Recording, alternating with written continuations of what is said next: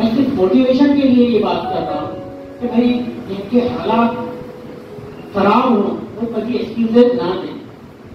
क्योंकि वो लोग अगर एक्सक्यूजेज देते रहेंगे तो जिंदगी कभी बदलेगी नहीं, हमको कुछ करना पड़ेगा। मैं बहुत अच्छे बोलने वाले कुछ लोगों को अपना रोल मॉडल मानता हूँ। अब आप उसमें कुछ होंगे, कुछ को अजीब लगेगा कि मैं कौन सा नाम ले रहा हूँ।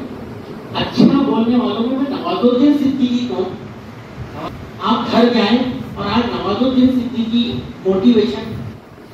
नवाजुद्दीन सिद्दीकी मोटिवेशनल स्पीच, ये आप यूट्यूब पर जरूर देखें सब, और पूरी आधे घंटे की वो स्पीच या 35 मिनट की वो स्पीच लफ्ज पर लफ्ज सुने, जिंदगी बदलेगी और इंशाअल्लाह बदलेगी। उन्होंने उसमें अपनी जिंदगी की उन सच्चाइयों को का जिक्र किया बहुत तफसील से कि एक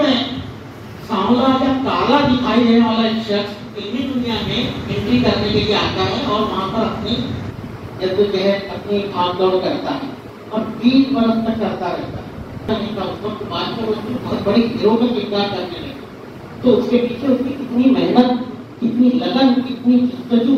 कितना उसका डिटर्मिनेशन रहा होगा,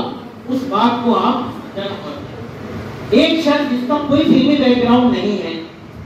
जिसके पीछे कोई उसका खानदान नहीं,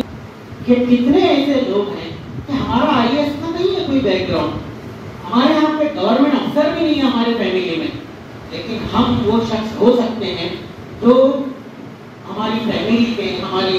खानदान के, हमारे पूरे रिश्तेदारी के, यहाँ तक कि हमारी पूरी कौम के पहले शख्स बन सकते हैं। और वो कैसे बन सकते हैं?